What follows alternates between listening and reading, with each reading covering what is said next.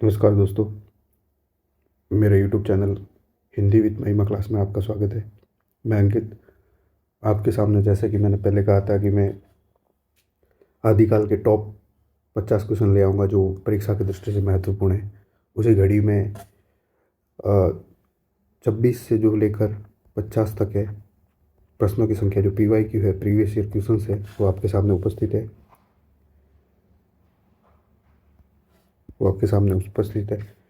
इन PYQ की विशेषता ये है कि इनके अंदर हम इनके उत्तर के साथ साथ इनकी व्याख्या और कुछ कुछ मैं अपने अनुसार आपको इन प्रश्नों का विश्लेषण करके बताऊंगा, जो आपके रिवीजन के लिए और इन प्रश्नों को समझने के लिए महत्वपूर्ण होगा। चलिए आगे बढ़ते हैं। इस प्रकार देखते हैं कि पहला प्रश्न अर्थात यहाँ पे आप 26वां प्रश्न कर सकते हैं, क्योंकि इससे जो पहले वीडियो मैंने अपलोड किया था उसमें 1 से लेकर 25 प्रश्न का विश्लेषण किया गया था, जिसमें शायद हो सकता है कि कुछ प्रश्नों का एक या दो प्रश्नों का दोहरा हो, परंतु उस प्रश्नों का दोहरा इसलिए रखा गया है कि वो प्रश्न महत्वपूर्ण है और मुझे लगता है कि मैं वापस आपको एक्सप्लेन करूंगा या अच्छे तरीके से वापस एक्सप्लेन करूंगा तो आपका रिवीजन हो जाएगा। ठीक है, तो देखिए, पहला प्रश्न है कि एशियाटिक सोसाइटी ऑफ बंगाल की पत्रिका के विशेषांक के रूप में निकलने वाला हिंदी साहित्य का इतिहास कौन सा है। तो सबसे पहले एशियाटिक सोसाइटी ऑफ बंगाल, ये 1784 में वॉरेन हेस्टिंग के समय थी। ठीक है, उसके एक विशेषांक के रूप में जो जो हिंदी साहित्य का जो इतिहास निकला वो था पहला, the modern vernacular literature of Hindustan. ठीक है, ये जॉर्ज ग्रियर्सन का है। अगर मैं आपको इसके बारे में थोड़ा एक्सप्लेन करूं तो ये जो है, ये जॉर्ज ग्रियर्सन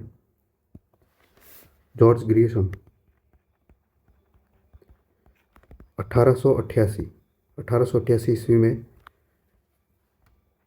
इस पुस्तक का प्रकाशन करवाया। ठीक है, जो 12 12 खंडों में, अर्थात ऐसे कह सकते हैं कि इसमें हिंदी साहित्य के इतिहास को 12 भागों में बांटा गया है।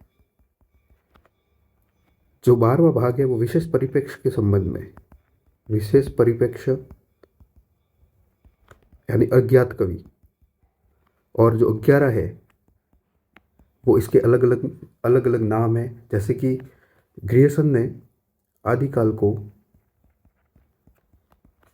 चारण काल, इस प्रकार इन्होंने हिंदी साहित्य के इतिहास को 11 भागों में बांटा गया है और 12वां भाग जो है वो विशेष परिप्रेक्ष्य है। अगर आपको पूछा जाए कि ग्रियर्सन ने हिंदी साहित्य के इतिहास को कितने भागों में विभाजित किया है, तो हमारा उत्तर होगा 11। ठीक है, और the sketch of Hindi literature और ए हिस्ट्री ऑफ हिंदी लिटरेचर, ये 1918 या 1920 की पुस्तकें हैं। ठीक है, और हिंदी साहित्य का इतिहास जो है वो आचार्य रामचंद्र शुक्ल की पुस्तक 1929। हालांकि इससे पहले भी हिंदी साहित्य के इतिहास बहुत से लिखे गए, जिसमें परंतु हिंदी साहित्य का इतिहास जो रामचंद्र शुक्ल जी का है वो आधारभूत स्तंभ है। ठीक है, तो अब हम आगे बढ़ेंगे। तो एशियाटिक सोसाइटी ऑफ बंगाल की पत्रिका के विशेषांक हिंदी साहित्य का इतिहास, the modern vernacular literature of Hindustan, 1888। इस ग्रंथ को जॉर्ज ग्रियर्सन ने लिखा। जैसा कि मैंने आपको बताया, ये 952 कवि है, इसमें 952 कवि है। और डॉक्टर किशोरीलाल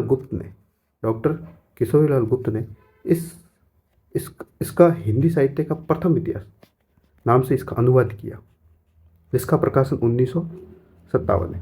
तो मैं आपको एक और फैक्ट बताना चाहूँगा कि जो गारसा द तासी का हिंदी साहित्य का जो इतिहास है, द मॉडर्न इस्तवार, जो जैसे कि गारसा द तासी का है इस्तवार इस्तवार द ला लिट्यूतर हिंदुस्तानी नाम से जो है,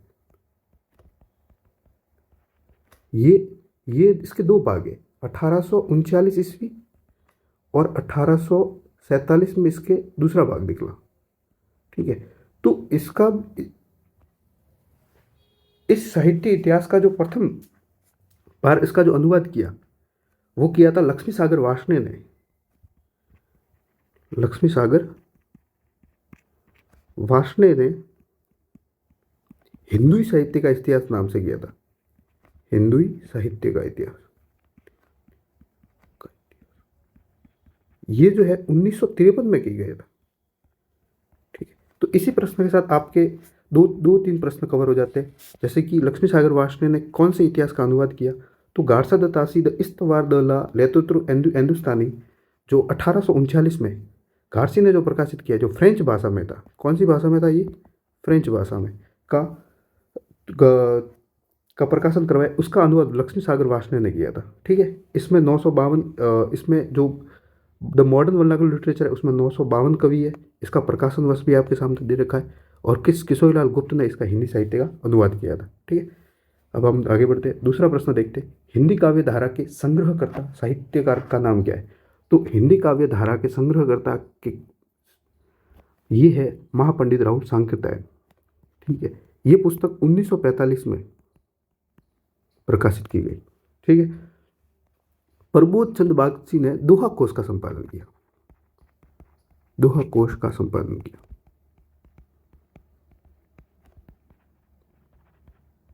ठीक है, और हरप्रसाद शास्त्री ने बौद्ध गान ओ दोहा का संपादन किया। ठीक है, तो देखिए, हिंदी काव्य धारा के संग्रहकर्ता महापंडित राहुल सांकृत्यायन जी है। ठीक है, इन्होंने यात्रा वृत्तांत का पितामह कहा जाता है, और यहाँ पे कुछ यात्रा वृत्तांत या यात्रा साहित्य की कृतियाँ दे रखी है, जैसे मेरी लद्दाख यात्रा, मेरी तिब्बत यात्रा, किन्नर देश में, चीन में क्या देखा, और रूस के 25 मार्च। ये राहुल सांकृत्यायन जी के प्रमुख यात्रा वृत्तांत है। तीसरा प्रश्न कि हिंदी साहित्य जगत में मिश्र बंधु नाम से विख्यात लेखक सम्मिलित है।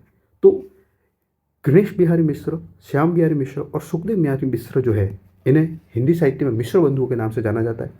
ठीक है, इन्होंने 1900 हिंदी अब इस प्रश्न में मैं आपको सबसे ज़्यादा मेरा फोकस इसी बात पे है कि मैं आपको प्रश्न के साथ साथ इनसे जुड़े वो अन्य संबंधित तथ्य भी बताऊं जो आपके लिए उपयोगी है।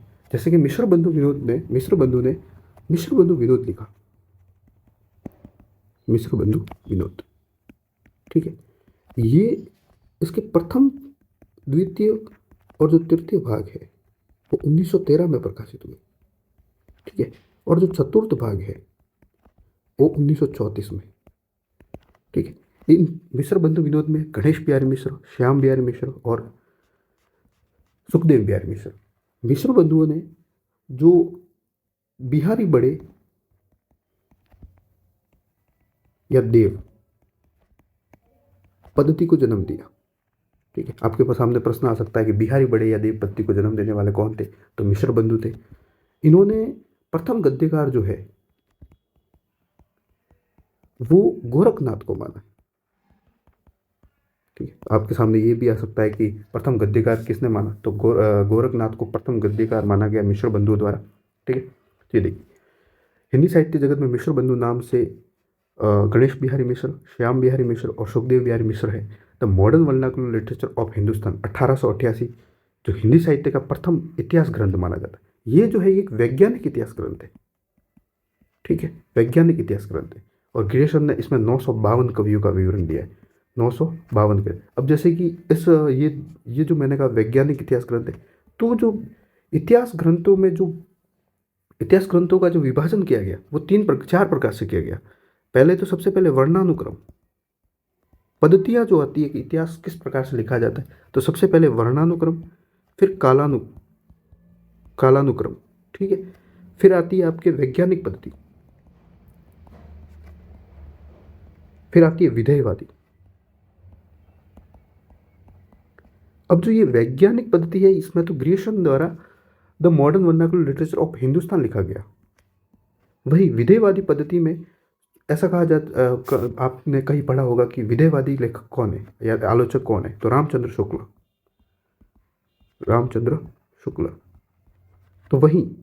तो रामचंद्र शुक्ल का जो इतिहास है वो विधेयवादी है। ठीक है, और वर्णानुक्रम में और कालानुक्रम में, अब वर्णानुक्रम में शिव सिंह सेगर को भी देख सकते हैं। ठीक है, चौथा सवाल है, हिंदी साहित्य के आदिकाल को सिद्ध सामंत युग नाम किसने दिया? तो इसका आंसर है राहुल सांकृत्यायन। राहुल सांकृत्यायन जो है, इन्होंने सिद्ध सामंत युग का। ठीक है, तो वहीं हजारी प्रसाद द्विवेदी ने आदिकाल का नामकरण किया। तो राम कुमार वर्मा ने संधि एवं चारण काल, संधि एवं चारण काल, चारण काल, और रामचंद्र शुक्ल ने वीर गाथा काल। देखिए, कल की जो वीडियो में मैंने, या फिर आप कह सकते हैं कल की क्लास में मैंने जो ये आदिकाल के एक तो जिसमें नामकरण, किस किस नामकरण, वो प्रश्न भी रखे थे। और आज भी रखने का महत्व ये है कि मैं आपको बताना चाहता हूँ कि ये जो प्रश्न, जो नामकरण से संबंधित जो प्रश्न है वो बहुत ही इंपॉर्टेंट होते हैं। आपको ये प्रश्न किसी न किसी परीक्षा में जरूर मिलेगा, ठीक है। इसलिए किस आलोचक ने आदिकाल का नाम क्या क्या रखा वो आपको पता होना चाहिए, ठीक है। और रीतिकाल का जैसे नाम किसने क्या क्या रखा वो भी आपको पता होना चाहिए। इसलिए मेरा उद्देश्य यही है कि मैं वापस आपको ये प्रश्न, एक दो प्रश्न ऐसे बताऊं जिसमें अच्छे ढंग से आपका रिवीजन हो जाए। जैसे कि देखिए, ठीक है, आदिकाल का नामकरण।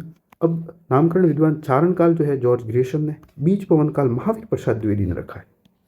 वहीं वीर गाथा काल आचार्य रामचंद्र शुक्ल द्वारा, सिद्ध सामंत काल राहुल सांकृत्यायन जी द्वारा, और संधि एवं चारण काल राम कुमार वर्मा द्वारा, और आदिकाल हजारी प्रसाद द्विवेदी द्वारा, ठीक है। इन शब्दों का ध्यान रखें, इन बातों का।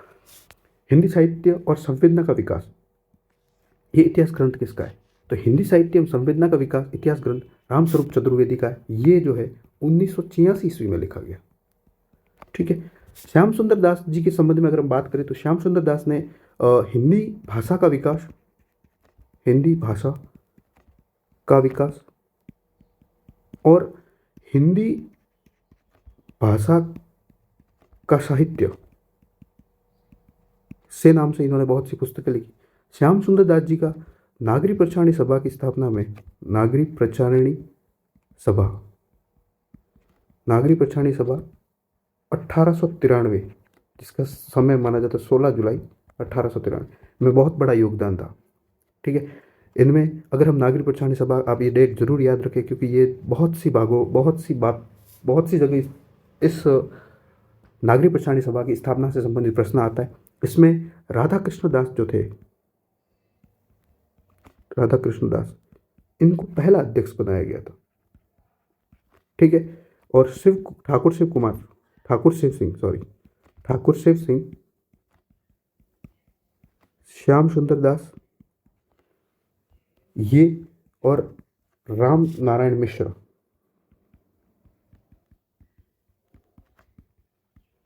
ये इसके संस्थापक थे। तो जो ये नागरिक प्रचारणी सभा से संबंधित जो ये मैंने ये विवरण प्रस्तुत किया है, ये बहुत ही इंपॉर्टेंट है। इसके आपको कहीं ना कहीं प्रश्न इसका देखने मिलेगा। और नागरिक प्रचारणी जो पत्रिका है वो आपके 1896 में प्रकाशित हुई, ठीक। ये बातों का ध्यान रखें। अब देखिए, हिंदी साहित्य और संवेदना का विकास 1986, रामस्वरूप चतुर्वेदी। भारतीय साहित्य के इतिहास की समस्या है, ये डॉक्टर रामविलास शर्मा की ये भी पुस्तक आप याद रख सकते हैं। और डॉक्टर श्याम सुंदर दास, हिंदी भाषा का विकास, जैसे कि मैंने आपको कहा हिंदी भाषा का विकास 1924। और ये जो हिंदी भाषा का साहित्य जो 1930 ईस्वी में इससे संबंधित है, ठीक। डॉक्टर नगेंद्र ने हिंदी साहित्य का संपादन किया। हिंदी साहित्य का जो इतिहास है, हिंदी साहित्य का इतिहास का संपादन किया 1973 में। यह सबसे प्रमाणिक संपादन माना जाता है, ठीक है। अब आगे बढ़ेंगे। नागरिक प्रचारणी सभा द्वारा हिंदी साहित्य का वृहत इतिहास, प्रथम भाग। तो सबसे पहले हमें यह पता होना चाहिए नागरिक प्रचारणी सभा, मैंने आपको ऊपर ही विवरण दिया है। जैसे कि ये देखिए, नागरिक प्रचारणी सभा 1893 में 16 जुलाई को, इसमें 3 राधा कृष्ण दास इसके अध्यक्ष थे, राम नारायण मिश्र, ठाकुर शिव कुमार सिंह और श्याम सुंदर दास जो है इसके सदस्य थे। और ये 16 खंडों में विभाजित है, ठीक है। जिसकी सबसे पहला जो, जिसका जो पहला है वो उसको हिंदी साहित्य की पीठिका, ये राजबली पांडे ने लिखी थी, राजबली पांडे द्वारा, ठीक है, राजबली पांडे द्वारा। इसमें कुछ कुछ बहुत महत्वपूर्ण बातें हैं, जैसे कि इसमें कुछ भाग रीतिबद्ध का संपादन, जो छठा भाग है उसका नगेंद्र ने किया, ठीक है। फिर 7वां रीति मुक्त जो है वो है, 10वां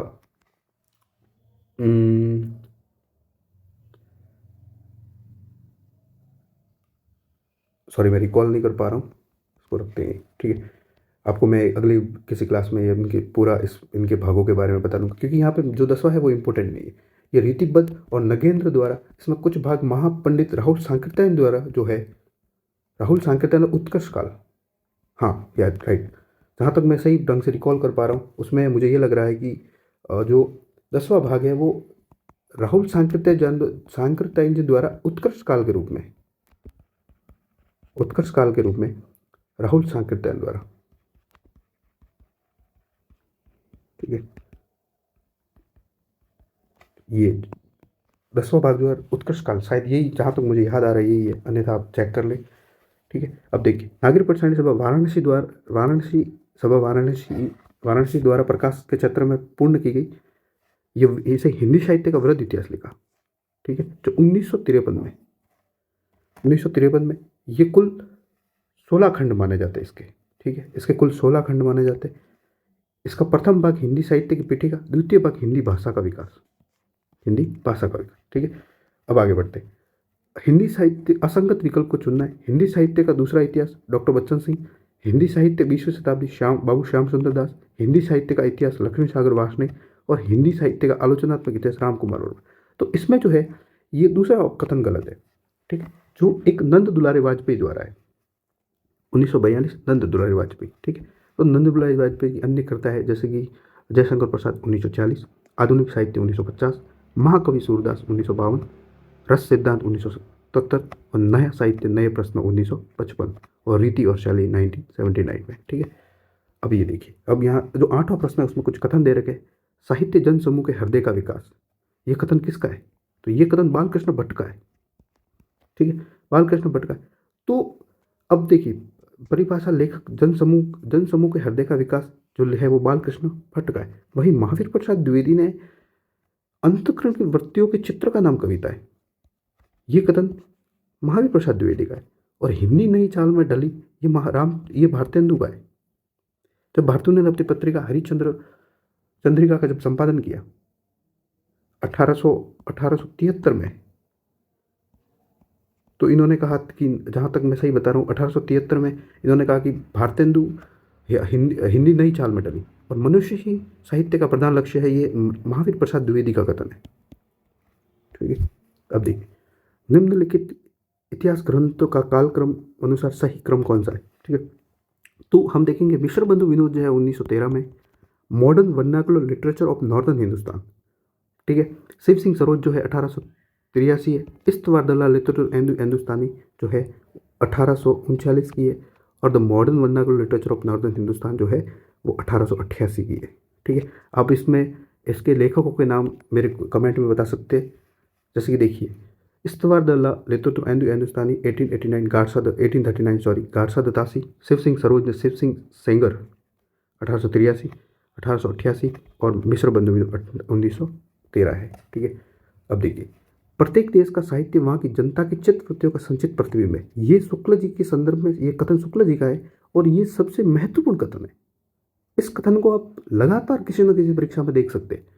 तब यह निश्चित है कि जनता की चित्तवृत्तियों के परिवर्तन के साथ साहित्य के स्वरूप में भी परिवर्तन होगा। तो इस कथन को याद रखने के लिए हमें सबसे पहले इस बात का ध्यान रखना होगा कि जनता की चित्तवृत्ति का संचित प्रतिबिंब, यही इस कथन की मेन लाइन है। तो इसका आंसर है रामचंद्र शुक्ल, ठीक है। और आचार्य प्रसाद द्विवेदी जी ने तो मनुष्य को ही प्रधान लक्ष्य माना है, साहित्य का मनुष्य ही प्रधान लक्ष्य है, कौन सा विकल्प सम्मिलित नहीं है, ठीक है। तो जैसे कि श्रावकाचार्य की रचना देवसेन ने की थी, नेमिनाथ रास, सुमतिगण, भरतेश्वर बाहुबल, शालिभद्र सूरी और रेवंत गिरिरास की रेवंत जीता था विजय ने।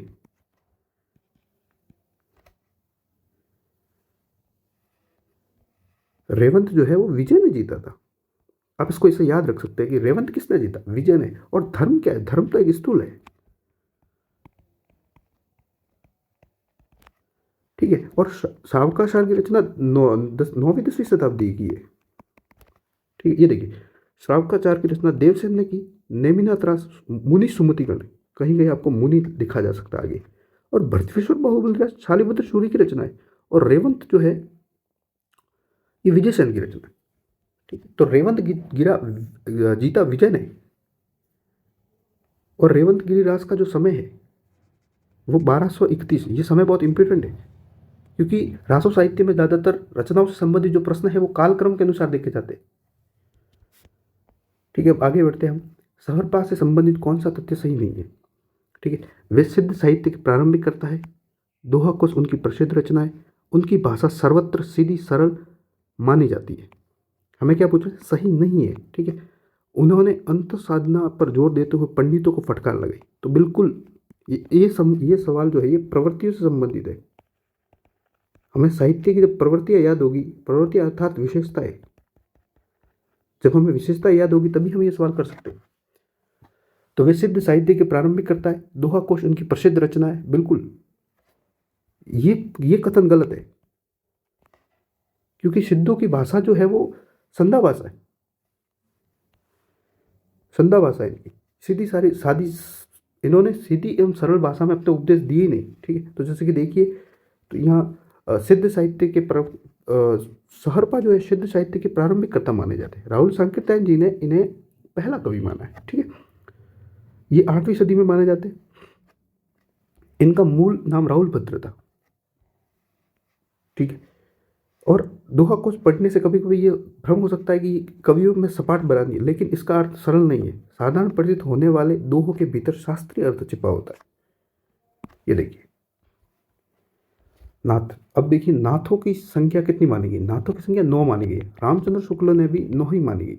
आचार्य रामचंद्र शुक्ल ने 9 मानी। ठीक है, जो गोरख सिद्धांत संग्रह में नाथों की संख्या 9 बताई गई है, जिसमें आप देख सकते हैं नागार्जुन, जड़ भरत, हरिश्चंद्र, सत्यनाथ, भीमनाथ, गोरक्षनाथ, चरपटनाथ, जलंधरनाथ और मलय अर्जुन।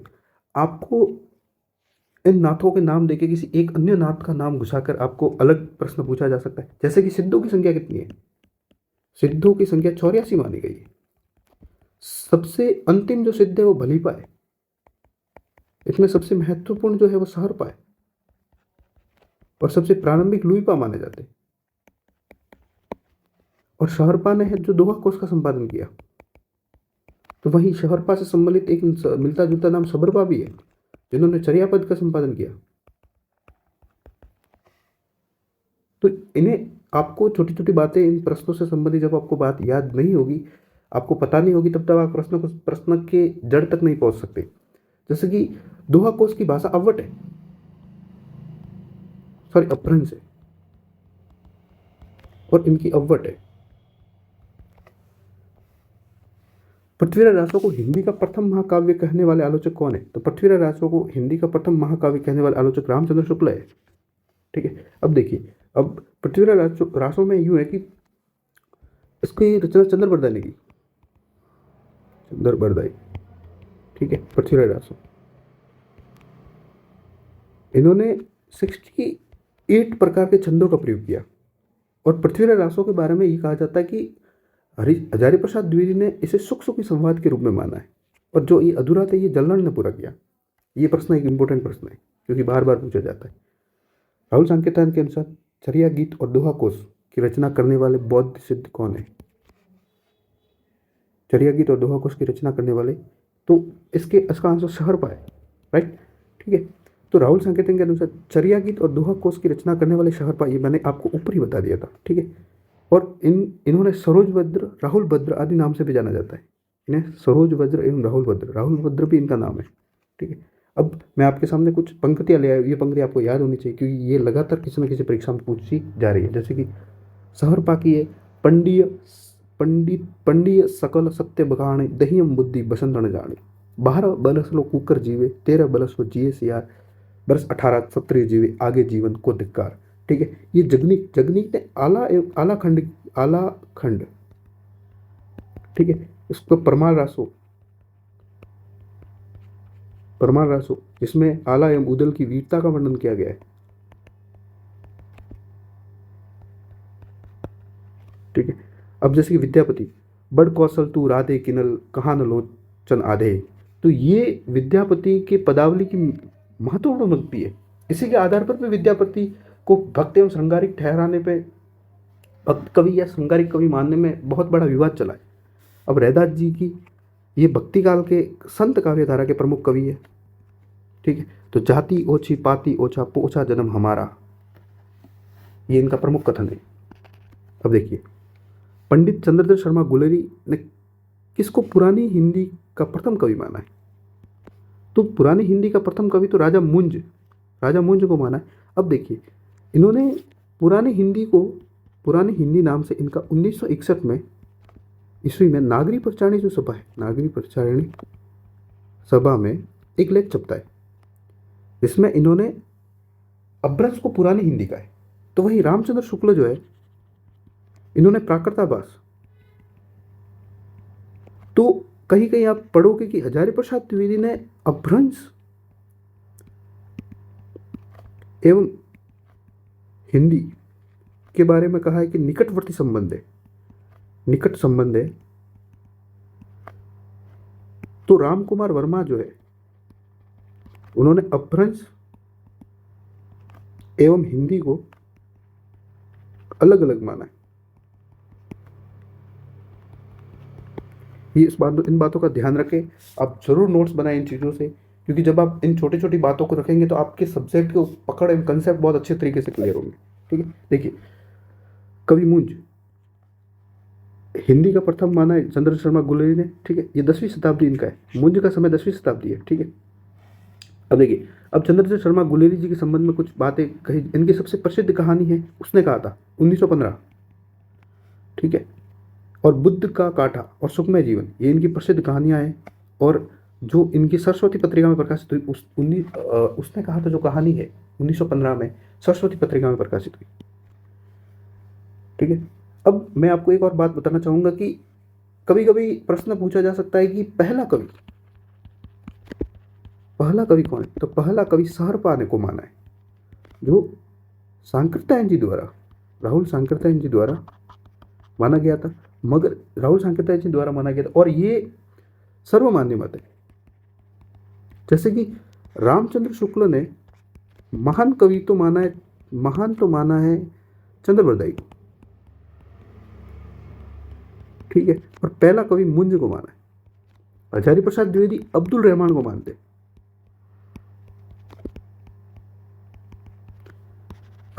को मानते, वही गणपति चंद्रगुप्त है, वो भरतेश्वर बाहुबली रास के रचयिता शालिभद्र चोरी को मानते 1184 ईस्वी। ठीक है, तो आपको पहले कवि के बारे में पता होना चाहिए। ठीक है, और तो शिव सिंह सेंगर ने पुण्य को माना है। सेंगर ने पुण्य या पुण्य को माना है। गिरिसन ने किसी को माना ही नहीं। तो ये आपको इनके बारे में पता होनी चाहिए, छोटी छोटी जानकारी जो सवाल को आपको अच्छे ढंग से आगे सही करने में मदद करेगा। ठीक है, इनमें से कौन सा युग्म संगत है? ठीक, संगत युग्म के बारे में तो जगनीक की जो रचना है वो तो परमाल रासो है। जो खुमाण तो बीसल देव की है। ठीक है, बीसल देव, हाँ, संगत युग्म बीसल देव, सॉरी दलपति की है, दलपति ये दलपति विजय की है, ठीक है, तो इसमें संगत युग्म पूछा है। संगत युग्म है पहला बीसल देव रासो नरपति की है। ठीक, देखिए, परमाल रासो वही जगनीक की है। चंद्रवरदाई की पृथ्वीराज रासो है।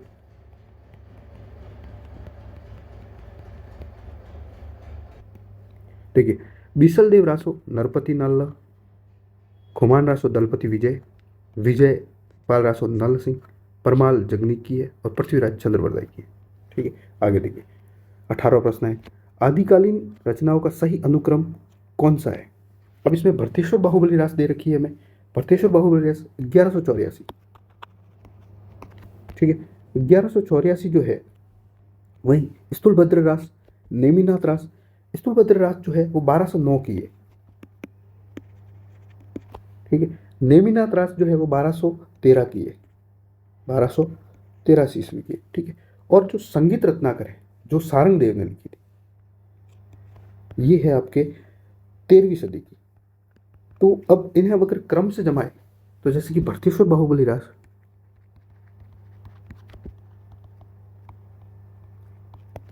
1184, ठीक है। स्थूलभद्र रास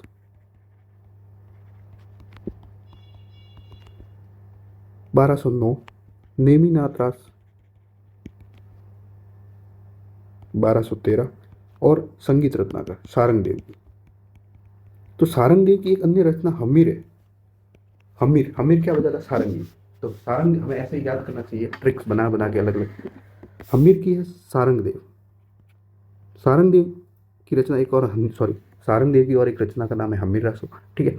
और नेमिनाथ जो है वो मुनि सुमतिगण की है। और स्थूलभद्र रास चिन्ह धर्म सूरी की है। मैंने आपको एक ट्रिक बताई कि धर्म क्या है, स्थूल है, इस प्रकार से आप याद कर सकते हैं, ठीक है। अब आगे बढ़ते हैं।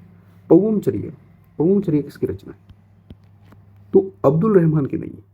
पवनचर्य एक स्वयंभू की रचना है, ठीक है। विद्यापति की रचना है जो संस्कृत, मैथिली एवं अवध में, संस्कृत, मैथिली एवं अवध में है, ठीक है। और अब्दुल रहमान की संदेश रासक रचना का नाम है। अब अगर इस संदेश रासक के ऊपर बात की जाए तो हजारी प्रसाद द्विवेदी ने अब्दुल रहमान को पहला कवि माना है।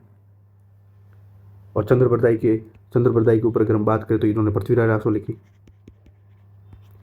तो पृथ्वीराज रासो को रामचंद्र शुक्ल ने पहला महाकाव्य माना और चंद्र बरदाई को पहला महाकवि। विद्यापति को बच्चन सिंह ने जातीय कवि कहा, तो वही विद्यापति को भी बच्चन सिंह ने पहला कवि माना है। तो देखिए, आपको छोटी छोटी जब बातें पता होगी तो आप अच्छे तरीके से प्रश्नों को कर सकते हैं। देखिए, स्वयंभू की अन्य रचना है पवम चरियु, जो राम कथा। पवम का अर्थ है राम और चरियु का अर्थ है चरित्र, रिट्ठे ने में चरियु, जिसका एक अन्य नाम है हरिवंश पुराण, कृष्ण कथा, स्वयंभू चंद। ये देखिए, अभ्रंश का वाल्मीकि स्वयंभू को कहा जाता है।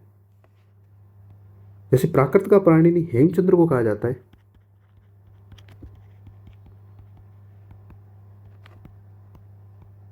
वैसे ही अभ्रंश का वाल्मीकि जो है वो स्वयंभू को कहा जाता है। अब्दुल रहमान, संदेश रासक, 12वीं शताब्दी। ये ऐसा पहला ग्रंथ है जो धर्मेतर रास है, ठीक है। अर्थात ये एक सूफी कवि, या आप कह सकते हैं मुस्लिम कवि द्वारा लिखित होने के बावजूद भी ये पहला धर्मेतर रास ग्रंथ है, एक खंड काव्य है। और डिंगल भाषा, जैसे कि चंद्रबरदाई, पृथ्वीराज रासो, डिंगल, इसमें 68 प्रकार के छंद मिलते हैं, प्रथम महाकाव्य माना है। आदिकालीन काव्य ग्रंथों में कथा कहने की परंपरा को लक्ष्य करके पृथ्वीराज रासो के संदर्भ में किस आलोचक ने लिखा है, कथा की परीक्षा इतनी इतिहास की दृष्टि से नहीं, काव्य की दृष्टि से होनी चाहिए।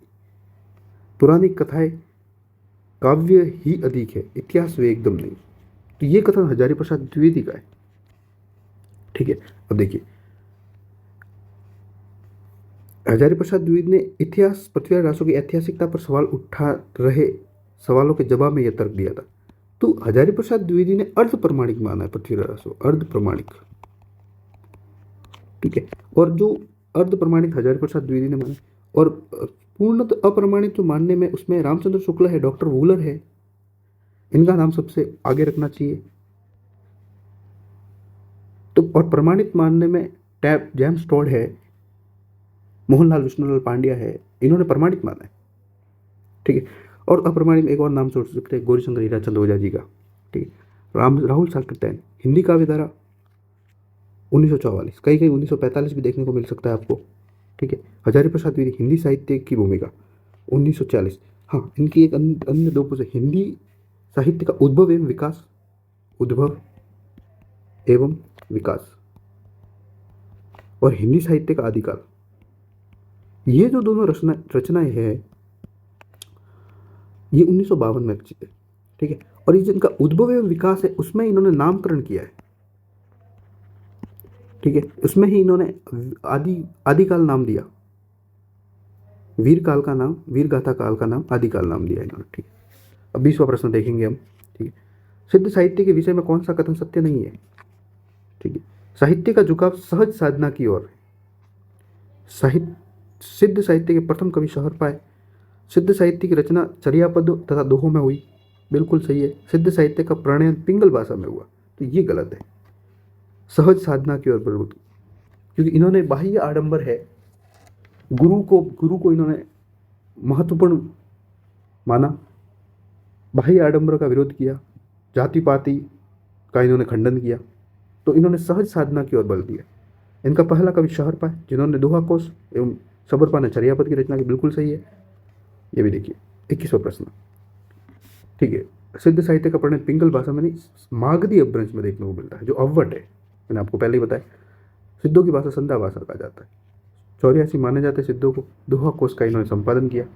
अब कौल ज्ञान निर्णय जो है, 21वां प्रश्न है कि कौल ज्ञान निर्णय के रचनाकार कौन है? तो कौल ज्ञान निर्णय के रचनाकार मत्स्येंद्र नाथ है,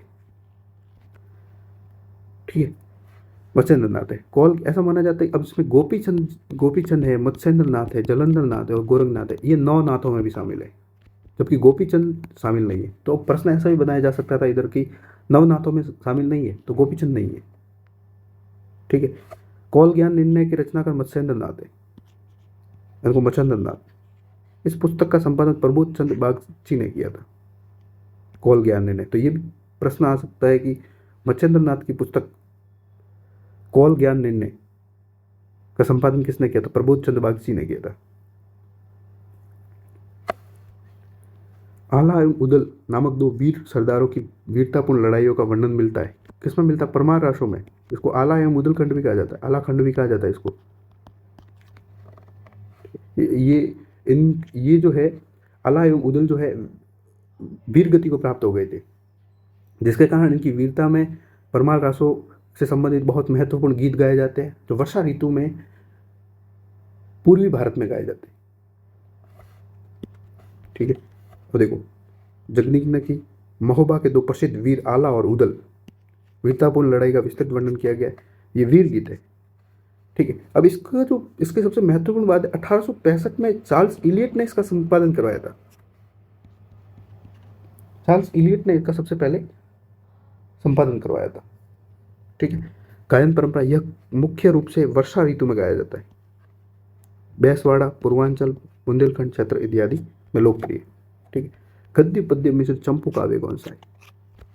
तो ये राहुल वेल है, जो रोड़ा कवि की रचना है। ये कल मैंने आपको भी बताया था, आज फिर यह प्रश्न सामने आया। ये 9वीं 10वीं शताब्दी में, ठीक है। ये एक शिलांकृत रचना है। आपको ये जो किसी के बारे में जो वर्णन है वो कड़ी से कड़ी जुड़ी होनी चाहिए। रोड़ा कवि, 9वीं 10वीं शिलांकृत रचना है, जिसमें भारत की 7 बोलियां है। ये गद्य में भी है और पद्य में भी है, ठीक है। चंपू काव्य, देखिए चंपू काव्य एक उक्ति व्यक्ति प्रकरण किसकी है? दामोदर शर्मा की। वहीं स्थूल भद्ररास चंद्र धर्मसूरी की रचना है। 24वां प्रश्न, निम्नलिखित में से कौन सा आदिकाल का नहीं है? कौन सा नाम आदिकाल का नहीं है, ठीक है। तो देखिए, वीर गाथा काल जरूर है, गद्य काल तो आधुनिक काल का है। देखिए वापस प्रश्न आ चुका है, चारण काल भी इनका, सिद्ध सामन काल भी इनका है। इसका समय, गद्य काल का समय 1843 से प्रारंभ माना जाता है। ये देखिए, ये वापस वही आदिकाल के नाम, अलग अलग नाम क्या है। अब 25वां प्रश्न है कि इनमें से आदिकाल का कवि नहीं है। तो चंद्रप्रदायी है, जगनी के, दलपति विजय, नाभादास नहीं है। नाभादास भक्ति काल के सगुण काव्य धारा के कवि है, ठीक है। अब देखिए, और ये जो है चंद्रप्रदायी, जगनी और दलपति विजय तीनों आदिकालीन रासो साहित्य के कवि है। तो आपको इस प्रश्न के अनुसार आपको एक बात समझनी चाहिए कि प्रत्येक जो खंड है, या फिर जो प्रत्येक काल में जितनी, जैसे कि सिद्ध साहित्य है, जैन साहित्य है और रासो साहित्य है, उसमें प्रत्येक कवि के अलग अलग प्रसिद्धों के नाम याद होने चाहिए, जैनों के नाम याद होने चाहिए, रासो साहित्य में कौन कौन से है वो नाम आपको याद होने चाहिए, ठीक है दोस्तों।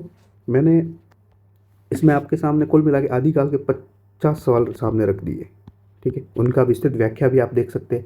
अगर आपको PDF चाहिए तो आप मेरे टेलीग्राम चैनल पर विजिट करें और वहाँ से इस PDF को प्राप्त कर सकते हैं। अगर आपको